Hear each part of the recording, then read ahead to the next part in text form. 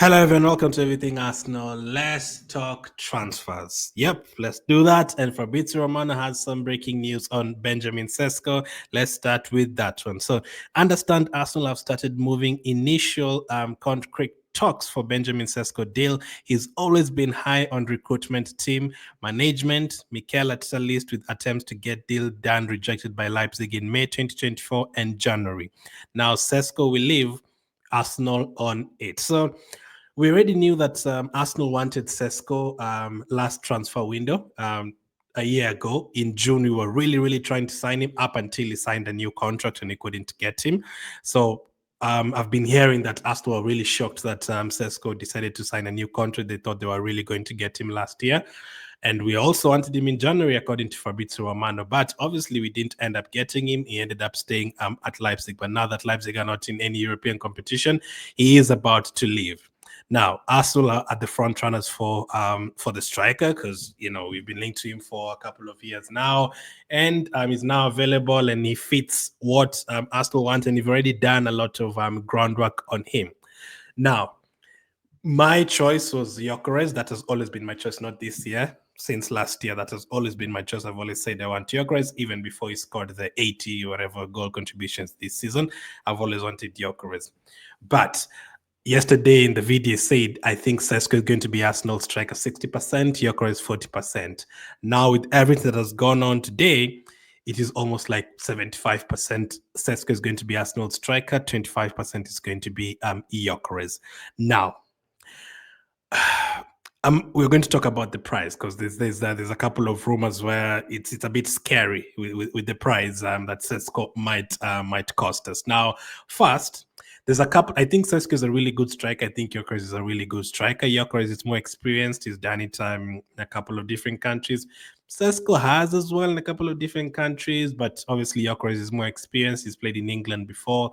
Sesko is younger. Now, for us fans, we want to win now. That is the truth. Fans want to win now. And I know that after what has happened this season, even the ones who are patient, there's a little bit of desperation there. Obviously, people seeing Tottenham winning, even Chelsea, even if it's a conference, Chelsea winning, Crystal Palace winning, Newcastle winning, Man United winning last season, Liverpool winning this season, Man City winning last season. I know there's a lot of desperation there. And Arsenal fans are like, oh my goodness, everyone else is winning. We need to win something right now. Get us Gyokeres right now. Let him score 30, 40 goals right now. And let's win this any trophy next season very quickly.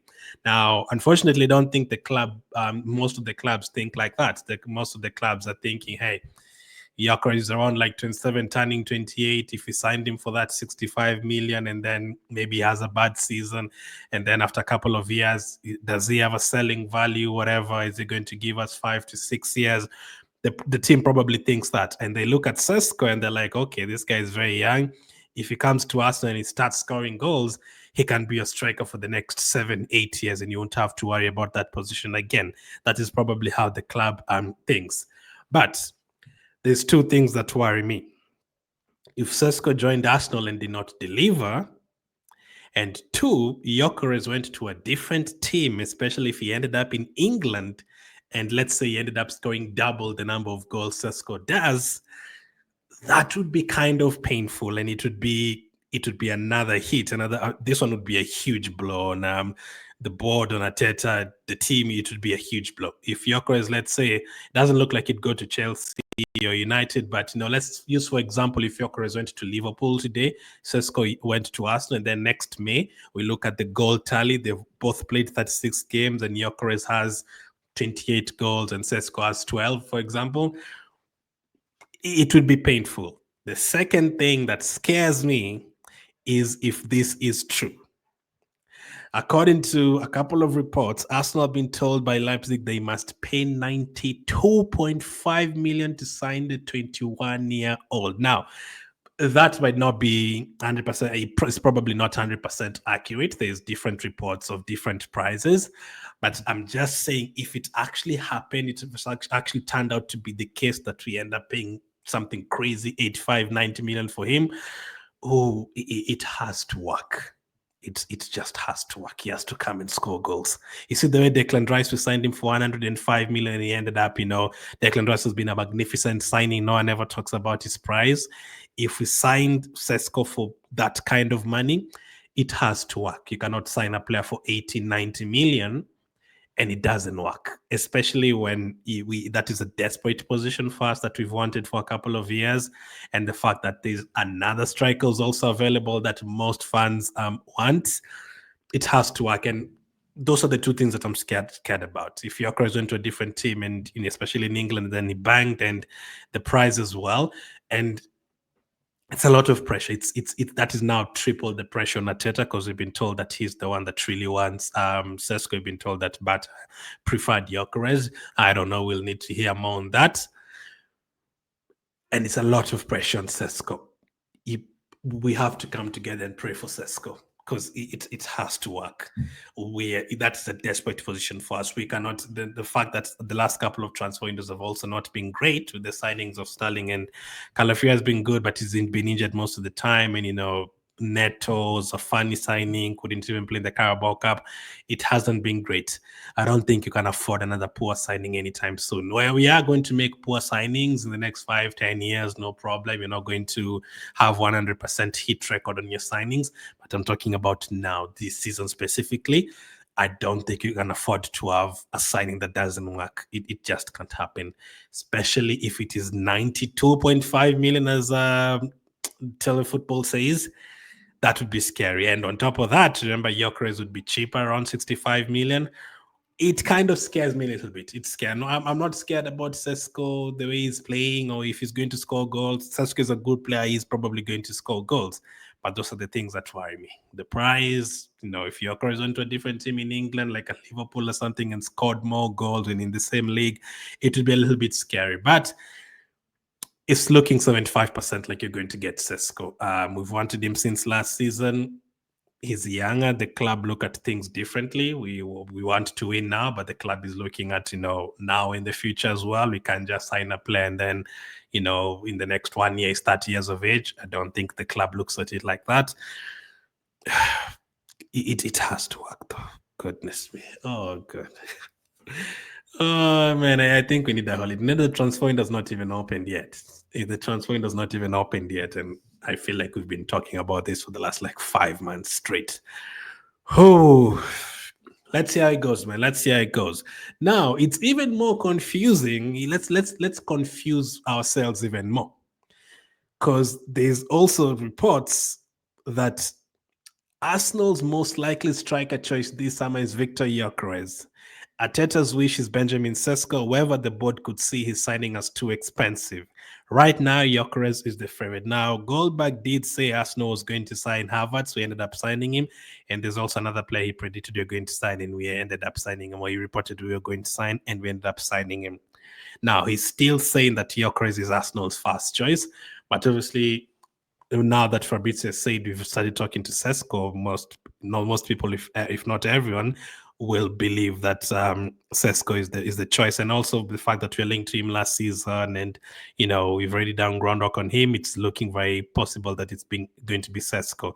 But according to him, there's something that can stop us. It's the money. If Sesko ends up being a lot of money, we might end up getting Gyokeres. Now, for the money, we're not sure how much money is going to cost. It could be that 90 million, could be 80 million. But how did we move from 55 million all the way to 90 million? I thought there was a release clause. How is this money going up and up and up? I know he signed a new contract last season, but this money is just going up and up every single day. We're talking about Sesko and Gyokeres. It's crazy. But yeah, there's still other reports saying that Gyokeres is the guy that Arsenal want to sign. So, oh God, we just need a break, man. Should we just take a break for 2 weeks and come back and start talking about whoever we've actually signed? It's a tricky one, man. It's definitely one that a lot of people will be conversating about, because a lot of people wanted Gyokeres. It's going to be Sesko. A lot of people feel like the reason why we're signing Sesko is so that you can rotate with him and Havertz, and you can't really rotate Gyokeres and Havertz. There's a lot of different opinions out there. just hopefully it works. Whoever we sign, it just has to work, man. It has to work because it's getting a little bit desperate. It is getting a little bit desperate. So let's see how it goes. Let's go to the next piece of news, and that is this. Let's talk about Zubimendi. I mean, we talked about him yesterday, so let's just keep it short. Arsenal are beginning to make arrangements for Martin Zubimendi's medical and visa. The club should be in position to announce the signing very soon. So I think Athletic wrote this maybe in the morning, but yesterday we already confirmed that he was going to undergo a medical soon. Now it's all about Arsenal announcing him. So hopefully we do announce him very quickly and we get done with that one, because there's 2 years where we did our transfers very quickly, 2023 and 23-24. We did our transfers very, very quickly. We got them done, announced them very quickly. But there's also a lot of times where, for like Marine and Calafiori, goodness me, we wanted them in May. In June, we were told we are interested, we're in talks, we're building the foundations to sign them. And then after like 1 month, we're hearing we've now made a bid, we're waiting for the Euros to end. And then we're like, okay, they're now discussing the wages. Okay, now we're discussing with, who was it? There's someone else where we're discussing with the other team, I think from Portugal. Was it Calafiori? I think we're discussing with another team how much we're going to pay them. And then Bologna discussing with another team. And then after we signed him, we were told he's going to undergo a medical. It took another 2 weeks. And then when he was signed, we didn't hear about an announcement for like another week or two. Hopefully, we don't have to do that with Zubimendi. Hopefully, by June, we've announced him. It's done, and we've moved to the forward signings. Let's wait and see, man. That is Zubimendi. And next up, let's talk about this. Berta is hoping to have 2 or 3 major signings completed early in the window. Hopefully, Jordan Davis is right, including Martin Zubimendi and Viktor Gyokeres. So again, another person who's mentioning Viktor Gyokeres. Let's just hope Zubimendi is announced early June, because I think the transfer window is opening on Sunday. Let's hope by the time June comes to an end, you've already made like 3 signings, and maybe you have 1 or 2 more to get done in July, and it's done. You're not going to make every single signing in June. I don't think it's possible, but at least if you're going to sign 5 players, let's make sure at least four of them are in before preseason has started. That just has to be the case. Now we have to be ready, and we're obviously not going to be ready when it comes to the injuries, because you're hearing Gabriel might miss preseason, you're hearing Timber might miss preseason a few games. So we're not ready in terms of that. The rest of our squad just has to be ready, because we have seen, you cannot say, Man City used to do it a lot where they're like, okay, it doesn't really matter how we start, it matters how we finish the season, which is usually true. But we've seen over the last couple of years, the moment Liverpool or Man City ahead of you in November by 6-7 points, it's basically over. It's very, very tough to close that gap. You see the way we started 2023 season, when we started the season and we beat Crystal Palace, I think we beat Leicester, I think Brentford was there, Bournemouth, I think we went then 1-3-0 with the pink kit, all those. We started the season with I think United beat us, but it was like 7 wins out of 8 or something, or 9 wins out of 10. That is how you're going to need to start the season. You're going to need to be there. You can't allow anyone to get even 3 points ahead of you. It has to be right there. Now, Man City are going to be stronger. Liverpool are going to be stronger. You have to be there. So the signings have to be ready. We cannot do it like the way we used to do it back in the 2010s, where we would get a signing after 3 games I've already played, the way we lost 8-2 to Man United, and then we rushed to buy 5 players on deadline day after we were already 7 points behind United in first place. You cannot be doing that. When it gets to those kind of margins, you're not going to cover that gap. So you are going to have to be serious from day one. You have to win most of the games. You basically need like 9 wins out of the first 10 games. That is how crazy it is.